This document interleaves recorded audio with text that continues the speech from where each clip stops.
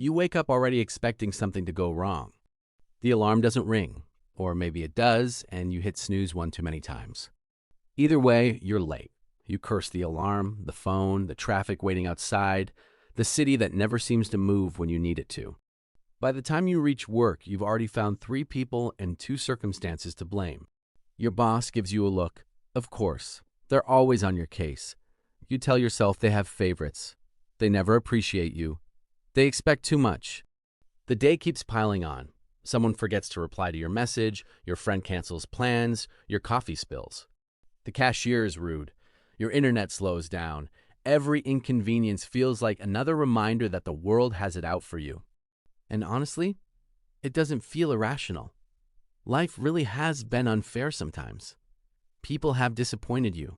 Promises have been broken. You've been misunderstood. You've been hurt. Those things are real. So you build a story that explains everything. Nothing works because other people keep getting in your way. If your boss were different, if your family had supported you, if your partner had understood you, if your friends had stayed loyal, if luck had finally picked your side, everything would be better. At first, that story feels comforting. It protects you. Because if someone else caused all your problems, then none of it says anything about you. Days become weeks. Weeks become years. You switch jobs. For a while, the new place feels different. Then your coworkers become impossible. Management doesn't listen. The workload is unfair. You leave. You make new friends. At first, everything is exciting. Then the messages slow down. People stop inviting you. You decide everyone is fake. You move on. You fall in love. You promise yourself this time will be different. Months later, you're telling someone new how your ex ruined everything. Again. Different faces, different places, different situations, the same ending. You never notice the pattern because every story has a different villain. One day, someone asks you a question you immediately hate. What if it isn't everyone else? You almost laugh. What kind of question is that? Don't they know what happened to you? Don't they know what people have done? Your mind races to defend itself. What about my childhood? What about my boss? What about my ex? What about the opportunities I never had? Every answer feels justified. Every excuse arrives faster than the question itself, because admitting something different feels dangerous. If even part of your situation was shaped by your own choices, then you'd have to face them.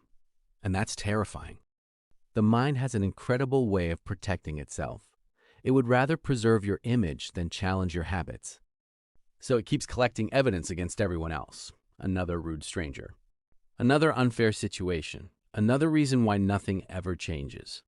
Until one quiet moment refuses to leave you alone. You remember every argument you've ever replayed in your head. You always focused on what they said, never on what you said. You remember every opportunity you called bad timing, but you also remember the applications you never submitted, the conversations you avoided, the calls you never returned, the mornings you gave up before the day even started, the promises you made to yourself. I'll start Monday. I'll try tomorrow. When things settled down. Tomorrow became next week. Next week became next year. Nobody forced those decisions. Not every setback was your fault. But not every setback was someone else's either. That's the part you've been avoiding. Responsibility is uncomfortable because it asks something from you. Blame asks nothing. Blame lets you wait. Wait for better people. Wait for better luck. Wait for better timing. Wait for someone else to change first. Responsibility doesn't let you hide there. It quietly asks, what can you do now?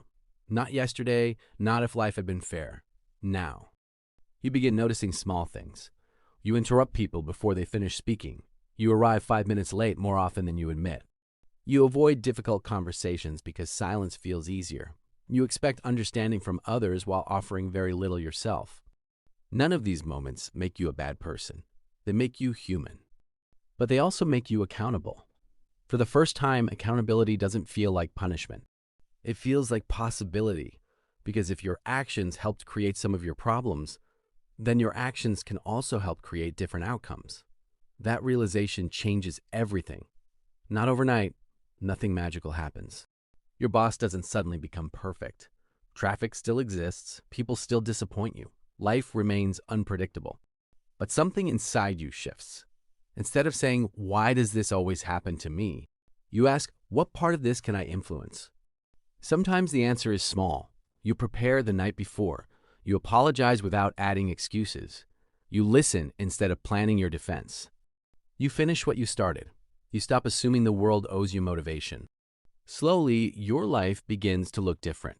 Not because the world became kinder, because you stopped handing over all your power.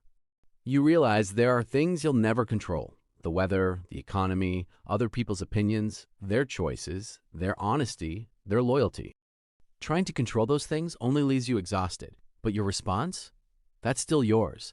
Every single day, you stop chasing perfect circumstances. You start building better habits. You stop waiting to feel ready. You begin before confidence arrives. You stop asking who deserves the blame. You start asking what deserves your attention. It's a quieter life. Less dramatic, less satisfying to your ego, but infinitely more freeing. You don't become someone who never makes mistakes. You become someone who admits them, learns from them, moves because of them instead of hiding behind them. Looking back, you realize something strange. The prison was never every difficult person you met. It wasn't every unfair situation. It wasn't every disappointment. The prison was believing you had no role in changing your own direction. The key had been in your hands far longer than you realized.